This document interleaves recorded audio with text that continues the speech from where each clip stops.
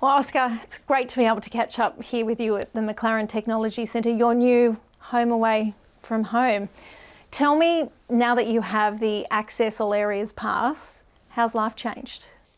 Yeah, it's pretty cool to be an F1 driver here at McLaren. Been settling in nicely. I've moved myself a bit closer to the factory as well.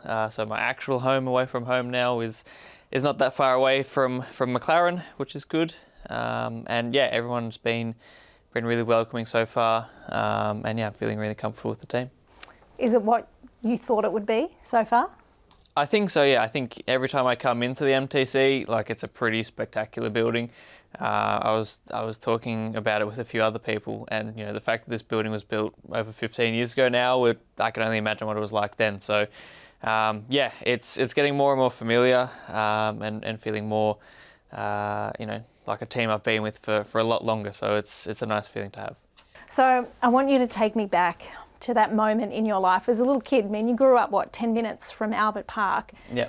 Tell me, when you first fell in love with Formula One, what was it about that experience, about going to the Australian Grand Prix, that made you think, I reckon I'd want to be a Formula One driver one day? Yeah, so I think, the first moment for me was, obviously I knew F1 was the pinnacle of the sport. And I think also from a very young age, I was also quite realistic that getting there was going to be incredibly tough, especially being from Australia.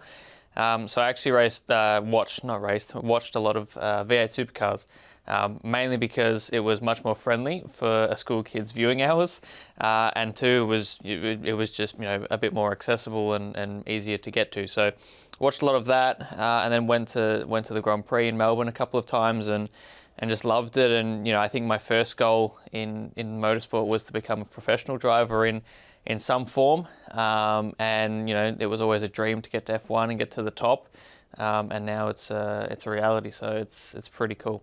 Who did you want to be when you were that little kid watching supercars and Formula One? Which driver did you want to be? So I watched. I think when I watched F1 or started watching F1. Mark was at Red Bull and Seb Vettel was winning a lot of world titles as well. So I think naturally Mark being Australian, I followed him a lot. And in supercars, I think Jamie Whincup was winning a lot back in those days. So yeah, followed him, followed Craig Lowndes as well. I'm a Holden man, or was a Holden man. So yeah, I think watching those guys has been pretty inspiring for me. And now to have put my name amongst those people in the sport is a really special feeling. In many ways, it's only just beginning for you. Yeah. But do you have a moment where you say, I've made it, I'm walking through the doors of McLaren as a Formula One driver, when you think back to that little kid who only dreamt of this? Can you say that to yourself? I've made it? Yeah, definitely. I think, once that contract was signed, it was a pretty special moment, knowing that I was definitely going to be on the F1 grid. And yeah, I just feel really privileged really to be in this position. I'm one of 20 people in the world that get to do this as a job. And I say as a job pretty loosely.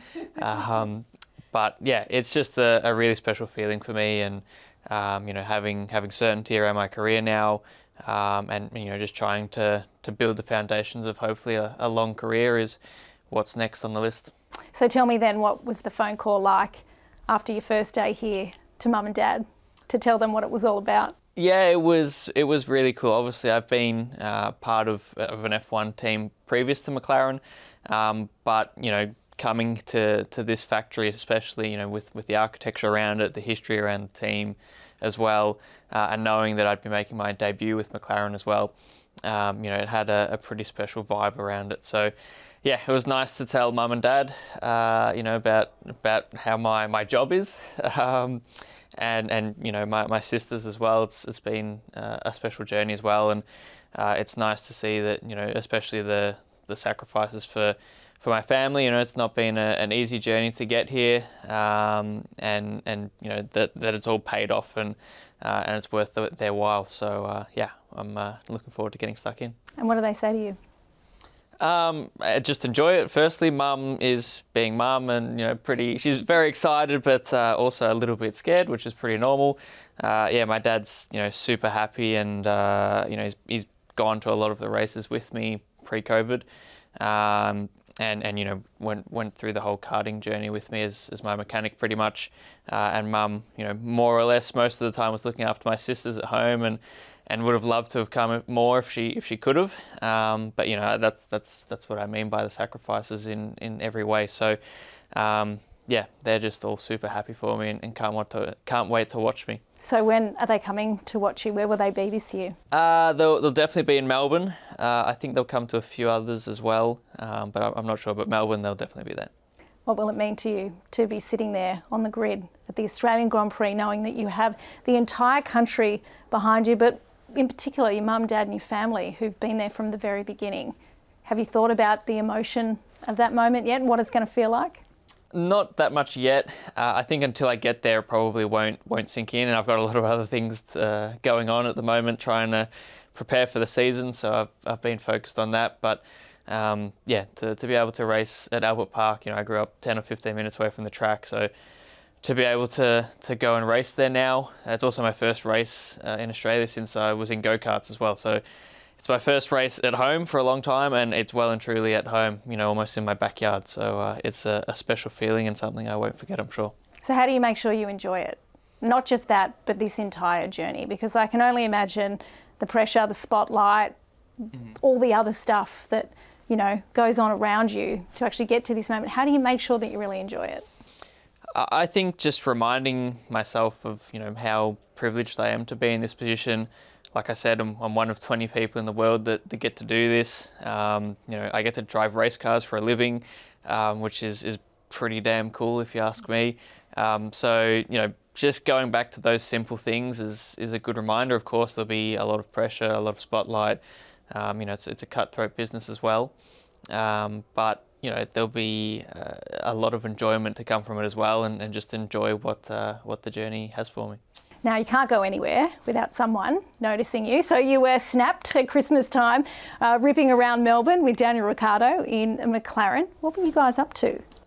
So it wasn't actually Daniel, it was one of my friends. It was a Daniel lookalike. It was a Daniel lookalike, yeah. Yeah, I mean, it was a pretty blurry photo, but yeah, it was quite entertaining looking at those photos. But no, it wasn't Daniel.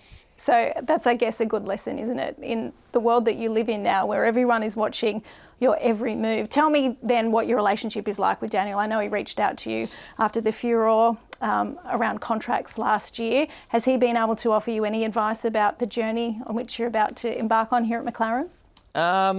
Not really. You know, I think we obviously got in touch after everything that unfolded last year, and you know, he's been very supportive of me, both, you know, to me personally and also in the media, which I'm very thankful for to him. And yeah, you know, I think there's not really been much more than that, and I don't think there needs to be much more than that. I'm sure I'll see him around. Obviously, he's back at Red Bull now working with them, so I'm sure I'll see him at a paddock sometime soon. So what do you want to prove to everyone this year when you get out on track? Because you haven't been behind the wheel for some time now. What are you really looking forward to?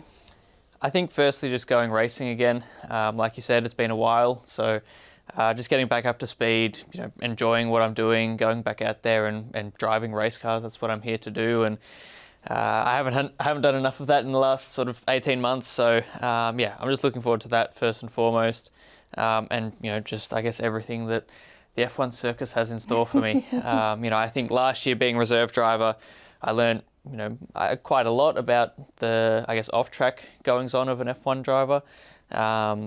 But, you know, I think now I'm really looking forward to doing the part that we're all here for, which is driving the cars. It's going to be a learning year, there's no doubt about that. Do you feel like you've got time to learn, or do you need to get on with it? Because I guess what happened with Daniel here at McLaren was a really good example of how much pressure there is in Formula One. How have you digested all of that, and how do you attack it, knowing that there's plenty to learn? Yeah, I think, like you said, there is a lot to learn. I think I'm in a very different situation to Daniel, but I think there's definitely time for me to learn. I think, you know, everyone's coming into this year within the team, you know, with the knowledge that I haven't raced for over a year now myself. You know, I'm realistic about that as well, that there's going to be a bit of rustiness, and also, you know, I'm entering F1. It's not a walk in the park, so Yeah, I think we're all realistic about how long it'll take to learn. I'm sure there's still things that people have been in the sport for 15 or 20 years are still learning now. So it's always a learning process. But yeah, I'm just looking forward to getting back out there and hopefully I can learn quickly. Okay, quickly, before I let you go, biggest perk of the job so far, what's it been? Honestly, just being able to call myself an F1 driver, to have that as your job title, that's pretty special. Not even getting the keys to the McLaren that you get as your work car? Well, yes, that's also cool as well. I can't lie, it's very, very cool. But yeah, I think for me, just being able to call myself a professional racing driver, that's the thing that sticks with me the most. Well, Oscar, we're so thrilled that you have this opportunity. We're really looking forward to seeing how your debut season goes in Formula One, but most importantly, we can't wait to see you back at Albert Park for the Australian Grand Prix. All the very best for the season ahead. Thank you very much. Cheers.